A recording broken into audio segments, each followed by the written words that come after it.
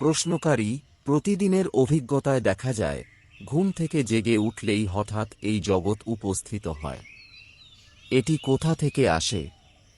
মহারাজ, কোনো কিছু প্রকাশ পাওয়ার আগে অবশ্যই এমন কেউ থাকতে হবে, যার কাছে তা প্রকাশিত হয়। প্রত্যেক আবির্ভাব ও অন্তর্ধান একটি অপরিবর্তনীয় পটভূমির উপর সংঘটিত পরিবর্তনকে ধরে নেয়। প্রশ্নকারী: কিন্তু জেগে ওঠার আগে তো আমি অচেতন ছিলাম। কোন অর্থে? তুমি কি ভুলে গিয়েছিলে, নাকি কিছুই অনুভব করনি? অচেতন অবস্থাতেও কি তুমি অস্তিত্বহীন ছিলে? জানা ছাড়া কি অস্তিত্ব সম্ভব? স্মৃতির বিচ্ছেদ কি অস্তিত্ব না থাকার প্রমাণ? তুমি কি সত্যিই বলতে পারো যে নিজের অনস্তিত্ব তুমি প্রত্যক্ষভাবে অনুভব করেছ? এমনকি এটাও বলতে পারো না যে তোমার মন ছিল না? তোমাকে যখন ডাকা হলো, তখনই কি তুমি জেগে ওঠোনি? আর জেগে ওঠার সঙ্গে সঙ্গেই কি প্রথমে আমি আছি এই অনুভূতিটি জাগ্রত হয়নি?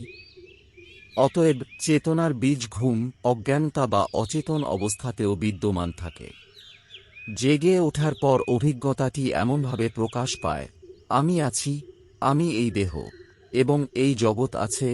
মনে হতে পারে এগুলো একের পর এক উদিত হচ্ছে, কিন্তু বাস্তবে এগুলো একই সঙ্গে একটিমাত্র ধারণা হিসেবে উপস্থিত হয়, একটি দেহ এবং একটি জগতের মধ্যে আমি আছি। প্রশ্নকারী: আমি আছি এই অনুভূতি কি কোনো ব্যক্তি না হয়েও থাকতে পারে? আমি তো সব সময় স্মৃতি ও অভ্যাসসহ একজন ব্যক্তি হিসেবে নিজেকে জানি। আমি শুধু জানি আমি আছি। মহারাজ, হয়তো কোনো কিছু তোমাকে সত্যটি জানতে বাধা দিচ্ছে। যখন অন্যরা এমন কিছু জানে যা তুমি জানো না, তখন তুমি কি করো? তুমি তাদের নির্দেশ অনুসারে সেই জ্ঞানের উৎস অনুসন্ধান করো। তোমার কাছে কি এটা গুরুত্বপূর্ণ নয় যে তুমি আসলে কে, একজন মানুষ, অন্য কিছু, নাকি কোনো কিছুই নও? তুমি কি উপলব্ধি করো না যে তোমার সব সমস্যাই দেহকেন্দ্রিক? খাদ্য, বস্ত্র, আশ্রয়, পরিবার, বন্ধু, নাম, খ্যাতি, নিরাপত্তা, টিকে থাকা। যদি একবার উপলব্ধি করো যে তুমি কেবলমাত্র এই দেহ নও, তবে এসবের অর্থই বদলে যাবে। প্রশ্নকারী: আমি দেহ নই, এটা জানলে কি লাভ? মহারাজ, এমনকি আমি দেহ নই এ কথাটিও পুরোপুরি সত্য নয়। এক অর্থে তুমি সব দেহ, সব হৃদয়, সব মন, এবং তারও অনেক বেশি।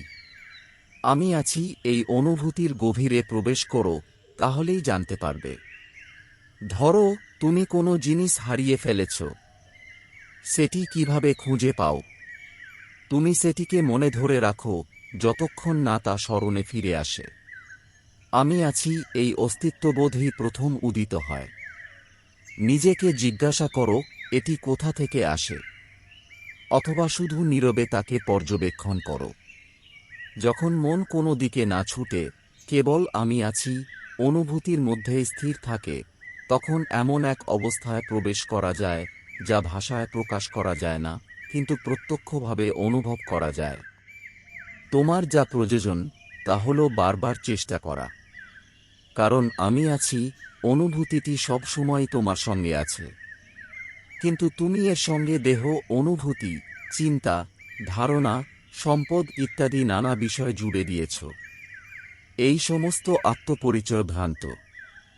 এগুলোর কারণেই তুমি নিজেকে এমন কিছু বলে মনে করো যা তুমি প্রকৃতপক্ষে নও। প্রশ্নকারী: তাহলে আমি কে? তুমি কি নও এটুকু জানাই যথেষ্ট।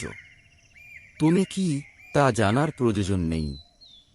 কারণ যতক্ষণ জানা বলতে পরিচিত, উপলব্ধ বা ধারণাযোগ্য কোনো কিছুর ভাষায় বর্ণনা বোঝায়, ততক্ষণ আত্মজ্ঞান সম্ভব নয়।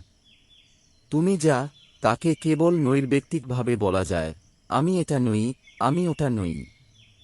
অর্থপূর্ণভাবে কখনোই বলা যায় না, এই আমি। কারণ যাকে তুমি এটা বা ওটা বলে নির্দেশ করতে পারো, তা কখনোই তুমি হতে পারে না। তুমি এমন কোনো বস্তু নও যা ইন্দ্রিয় দিয়ে ধরা যায় বা কল্পনা করা যায়। অথচ তোমাকে ছাড়া না উপলব্ধি সম্ভব, না কল্পনা। তুমি হৃদয়কে অনুভব করতে দেখো, মনকে চিন্তা করতে দেখো, দেহকে কাজ করতে দেখো। আর এই দেখাটাই প্রমাণ করে যে তুমি এগুলোর কোনোটিই নও। তোমাকে ছাড়া কি উপলব্ধি বা অভিজ্ঞতা সম্ভব? প্রত্যেক অভিজ্ঞতারই একজন অভিজ্ঞতাকারী থাকতে হয়। কেউ না কেউ এসে বলে, এটি আমার অভিজ্ঞতা। অভিজ্ঞতাকারী ছাড়া অভিজ্ঞতার কোনো বাস্তবতা নেই। অভিজ্ঞতাকারী অভিজ্ঞতাকে বাস্তবতা দেয়। যে অভিজ্ঞতা তোমার হতে পারে না, তার মূল্যই বা তোমার কাছে কি? প্রশ্নকারী, আমি অভিজ্ঞতাকারী, এই আমি আছি অনুভূতিটিও কি একটি অভিজ্ঞতা নয়? অবশ্যই।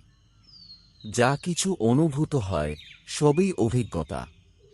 আর প্রতিটি অভিজ্ঞতার সঙ্গে একজন অভিজ্ঞতাকারীরও উদয় হয়। স্মৃতি ধারাবাহিকতার ভ্রম সৃষ্টি করে। বাস্তবে প্রতিটি অভিজ্ঞতার নিজস্ব একজন অভিজ্ঞতাকারী থাকে।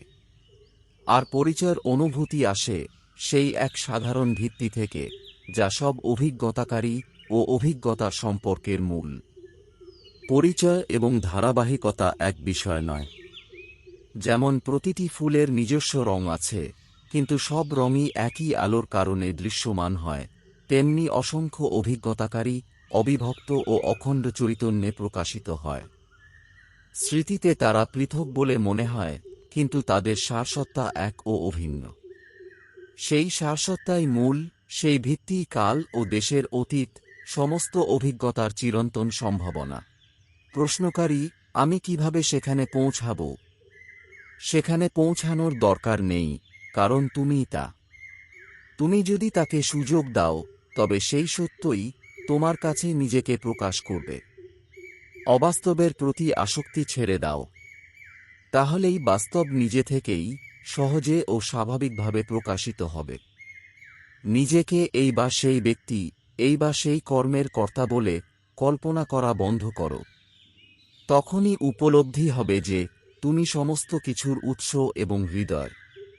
এই উপলব্ধির সঙ্গে সঙ্গে এক মহান প্রেমের উদয় হবে, যা কোনো পছন্দ, পক্ষপাত বা আসক্তি নয়, বরং এমন এক শক্তি যা সমস্ত কিছুকে ভালোবাসার যোগ্য এবং ভালোবাসার উপযুক্ত করে তোলে।